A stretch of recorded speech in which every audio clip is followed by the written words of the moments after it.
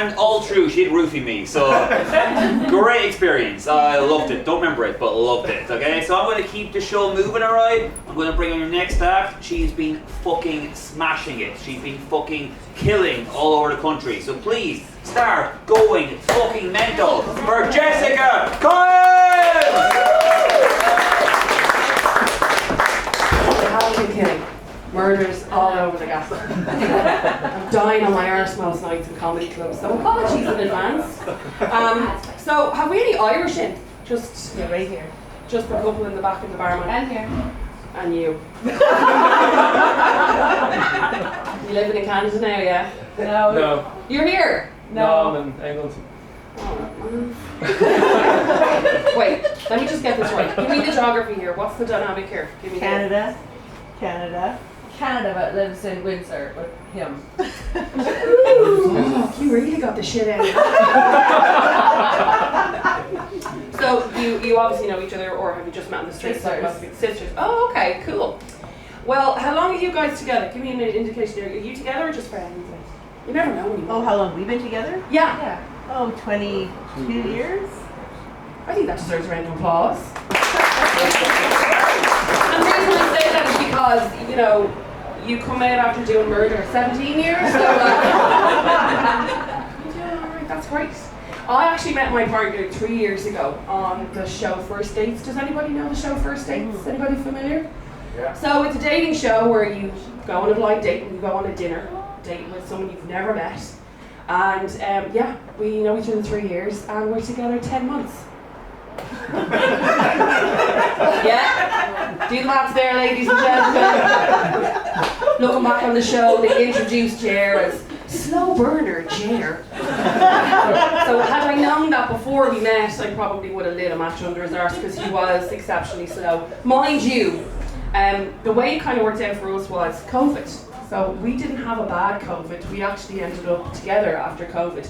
And I don't know, looking back on it now, if that's Stockholm syndrome or because I'm actually kind of freaked out about it. I had to move back home and he lived quite close to my parents, so after we dated, we maybe did 1 or 2 dates after we met on the show, and then he decided I was too old. I didn't want to say that loud, but he was looking for a much younger version of me. And he got it, and it turned out she was batshit crazy, so that didn't work out. And in the meantime then COVID hit, so we stayed in touch, and then look, after about a year of lockdown, I don't know how it worked in any other country, but Ireland was locked down for 2 pox years. Where's my Australian friend? Yeah.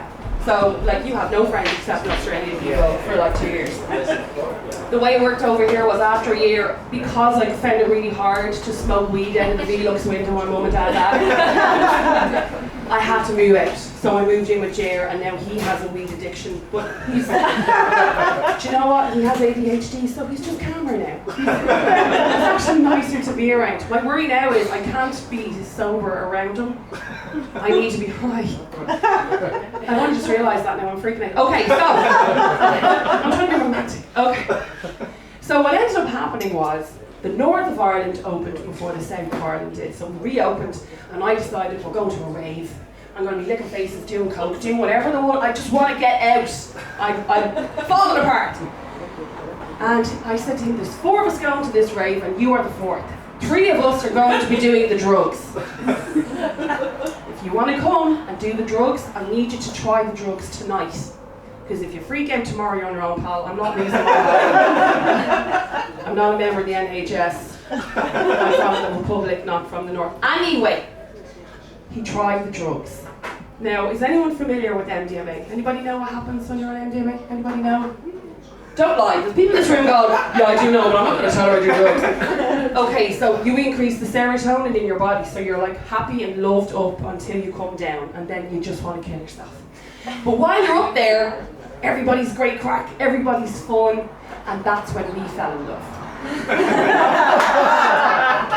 Night 4 8. The problem I have now is I have to consistently keep sprinkling the MRI just so he keeps that level of love. Yeah, that's great. But it's gas because when I look back on it now, you know, we're 10 months together. We have bought a ring. We have. It's okay. You can clap. That's okay. but I don't know where the fuck it is. And we're going back to slow burner, so by the time I get married, I'll probably be in my 60s. So, and if you haven't, I'm in my 40s. I know what you're thinking. What? The Botox is working quite well. But yeah, we're doing quite well. We have the dog. We've got the COVID puppy. Anybody get a puppy during lockdown? Anyone get a dog? No? You're all kind of normal, sane people. Yeah, it's a bad idea. It's a really bad idea. It makes me realise I want to have kids. Because you just don't. I have a 4-hour window now. I can leave her on her own with the other pup for 4 hours and then I have to go home because the guilt of the world is on my shoulders, pushing shit all over the floor and I just can't be dealing with it. But what it made me realise was we're 10 months together, but it took us 2 years to find each other whilst we lived together for one of those years. He's away this week and it's made me realise how much I miss being single. Because I was 10 years single before I met him, so I was on the brink of absolute destruction, or cougarism as my mum called it. She said I kept bringing home really young lads, not like kids, because that's a whole other level of a conversation we can't have when it's recording. But she kept saying to me, Jess, he's 24. I'm like, yeah, just invert my age. That's essentially what it is. Age is but a number. Whereas now I have found the man of my dreams, genuinely, I'm really happy, but it's kind of nice to be on your own for a while, isn't it? When you realise, when you haven't got that, I can't say freedom, that's terrible. When you're living with somebody now, you don't get as much space to yourself. In fact, there's not enough fucking space in that room. Or in the house. I just can't get rid of him. Taking the dog for a walk, even the dog reminds me of him. So, because my dog has ADHD. Yeah, I thought it was just through the puppy. No, she's actually got ADHD, so I have to feed her CBD rescue remedy. Yeah, my dog is fucking weird, just like my partner, and I'm very happy I can't wait to get married. Moving on. So, do we have Americans in, or is it just one American? Just you're on your own. Oh, where are you from? Chicago. Okay, well, I'm going to tell the story about Florida. So, recently went to Florida, and I was in Disney World. Anybody been to Disney World? Yeah. Isn't it the happiest place on earth? No. Isn't it?